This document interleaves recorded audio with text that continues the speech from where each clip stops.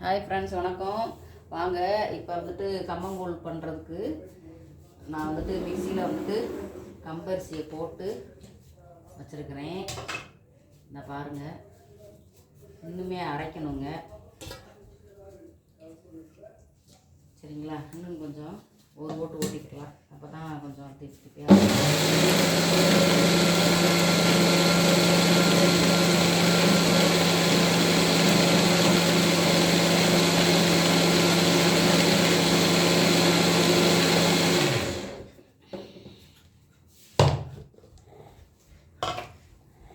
பாருங்கள். இந்த அளவுக்கு இருக்கணும். உங்களுக்கு பார்த்தாலே தெரியும். ரொம்ப வலுவலுன்னு அரைக்கக்கூடாது.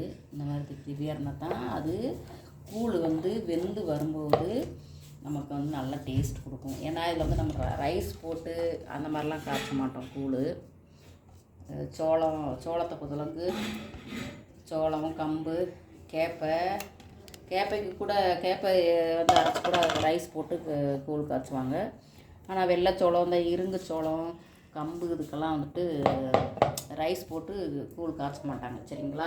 அதனால் நம்ம அப்படியே அரைச்சி எடுத்துக்கலாம். இப்போ பாருங்கள், இது வந்து 3 நாள் வந்துட்டு நம்ம சாப்பாடு வடித்த தண்ணிங்க இது. சரிங்களா? அதில் உப்பு போட்டு 3 நாளுமே வந்துட்டு எக்ஸ்ட்ரா தண்ணி 1 டம்ளர் 2 டம்ளர் நம்ம சேர்த்துக்கிறணும். நான் 3 நாள் வடித்து தண்ணி வந்து இதில் ஊற்றி இதில் பத்தாமல் எக்ஸ்ட்ரா வச்சுருக்கிறேன். ஊரில் அப்படின்னாக்கும் மண்சட்டியில் வந்துட்டு ஊற்றி வச்சு வைப்பாங்க. பழைய சாதத்தை இதுக்குள்ளே போட்டு வைப்பாங்க. இப்போ நான் வந்து 2 இதில் வச்சுருக்கிறேன். ஏன்னா எங்களுக்கு வந்துட்டு மண் பாத்திரங்கள் வந்து இல்லை. இங்கே வந்துட்டு நம்ம ஊரில் சுட்ட சட்டி கிடைக்கும். இங்கே வந்துட்டு சுடாத சட்டி தான் கிடைக்கும். அதனால் அதில் வந்துட்டு மண்ணாக இருக்கும். நம்ம கரைச்சி வச்சோம்னா அது வந்துட்டு டேஸ்ட்டாகவும் இருக்காது. அதனால் என்ன செய்கிறேன், நம்ம வீட்டில் இருக்கிறதுலே பண்ணிக்கலாம் அப்படின்ட்டு நான் வந்து சட்டியிலேயே பண்ணுறேன். இப்போ என்ன பண்ணுறோம், இதில் வந்து நம்ம அரைச்ச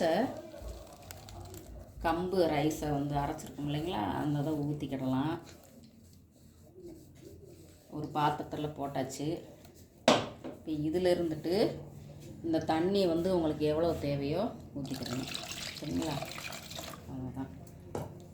இது வந்துட்டு கை வச்சு நம்ம வந்துட்டு ரொம்ப கெட்டு போயிடும். இதுக்கு பேர் தான் ஒரு சில ஊரில் வந்து நீச்ச தண்ணிம்பாங்க. நாங்கள் வந்துட்டு இப்போ புளிச்ச தண்ணின்னு சொல்லுவோம். இதுக்கு பேர் இதுதான் புளிச்ச தண்ணி.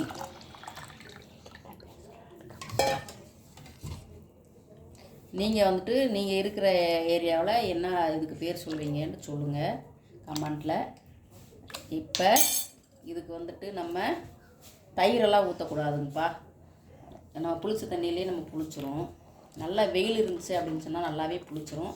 அப்படி வெயில் இல்லைன்ற பட்சத்தில் இந்த தண்ணி நீங்கள் சேர்த்து வச்சுருந்தாலும் பரவாயில்ல. இந்த தண்ணி ஊற்றிட்டு கொஞ்சமாக நீங்கள் தயிர் போட்டுக்கலாம். பாருங்கள், இப்படி தான் இருக்கணும். இந்த அளவுக்கு நம்ம கரைச்சி வச்சிடணும் உப்பு போட்டு. அப்போ தான் புளிக்கும். சரிங்களா? உப்பு போட்டு கரைச்சி வச்சிட வேண்டியதான்.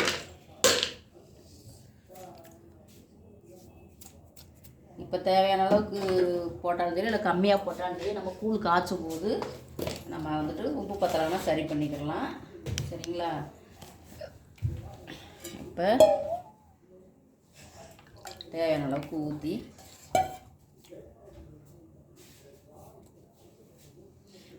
கரைச்சாச்சு. சரிங்களா? நல்லா ஊற வச்சு அரைச்சதுக்கு அந்த கம்பு மனம் உண்மையிலே ரொம்ப அப்படியே என்ன சொல்கிறதே தெரிலங்க. அவ்வளவு இப்போயே சாப்பிடணும் போல் இருக்குது. அந்த மாதிரி கம்மன் மணக்குது. நாளைக்கு கூழை காய்ச்சிட்டோம்னா ரொம்ப அப்படியே வாசனையாக இருக்கும். பாருங்க, இப்போ கரைச்சாச்சு. இதை அப்படியேவும் ஒரு தட்டு போட்டு மூடி வச்சிடலாம். அப்புறம் ஃப்ரெண்ட்ஸ், இன்றைக்கி நான் காலையிலே வந்துட்டு குறிப்பு ஒன்றுமே சொல்லலை. இன்றைக்கி குறிப்பு என்னன்னு கேட்டிங்கன்னா, அத்திப்பழம் இருக்குதுல்ல, அத்திப்பழம் இந்த வெயில் டைமில் யாருக்கெல்லாம் கிடைக்குதோ நல்லா ஜூஸு வச்சு சாப்பிடுங்க. நிறையா கிடைக்குது அப்படின்னா தேனில் ஊற போட்டு சாப்பிடுங்க. சரிங்களா? இது இது சாப்பிட்றதுமே நமக்கு பிபி சுகர் லெவல்லாம் குறையுது அப்படின்னு சொல்கிறாங்க. சாப்பிடுங்க. எங்களுக்கு வந்துட்டு நாட்டு அத்தி மரம் பக்கத்தில் இருக்குது. இன்னுமே இப்போ தான் அது வந்துட்டு பிஞ்சாக இருக்குது. நான் கிடைக்கும்போது அதை நான் காமிக்கிறேன், சரிங்களா? அது சாப்பிட்றதுனால நமக்கு ரத்த சோகை வராது, இம்யூனிட்டி பவர் வந்து கூடுமா, ரத்த விருத்தி ஆகும் அப்படின்றது சொல்கிறாங்க. அத்திப்பழத்தில் நிறைய விஷயங்கள் இருக்குது. பொம்பளை பிள்ளைங்களுக்கு வந்துட்டு ஏஜ் அட்டன் பண்ண பிள்ளைங்களுக்கெல்லாம் அந்த பழம் வந்துட்டு நீ நிறையாவே கொடுக்கலாம். அதனால் உதிரப்போக்கு வந்துட்டு அதிக உதிரப்போக்கு வந்துட்டு தடுக்கும். எனக்கு தெரிஞ்சது இவ்வளோதாங்க. உங்களுக்கு தெரிஞ்சதை கமெண்ட்டை சொல்லுங்கள். எங்களுக்கு நைட்டு டின்னர் வந்துட்டு மதியம் வச்சு சாப்பாடு இருக்குது. 2 தோசையை மட்டும் ஊற்றிக்கலாம். சாம்பார் இருக்குது பார்த்தீங்களா, சாம்பார், அதனால் குடிச்சிக்கலான்ட்டு. இது வந்துட்டு நேற்றைக்கு முளைக்க வச்சு காய வச்சு வச்ச கம்பரிசி இன்றைக்கி நான் அரைச்சிட்டு அதில் போட்டு பாலில் போட்டு குடித்தேங்க. அதில் கொஞ்சம் மிச்சம் இருக்குது. நல்லாவே சூப்பராக இருந்துச்சு. முளைக்க வச்ச கம்பு. நீங்களும் இது போல் செஞ்சு சாப்பிட்றீங்களான்றதை கமெண்ட்டில் சொல்லுங்கள். பிடிச்சிருந்தால் லைக் பண்ணுங்க. பாய்ங்க. இப்போ டின்னர் வந்துட்டு எங்கள் வீட்டில் வாங்க சாப்பிட்லாம். கோவிந்தரன் வீட்டில் தோசை. காலையில் கூழ் காய்ச்சுற வீடியோ அப்லோட் பண்ணுறேன்.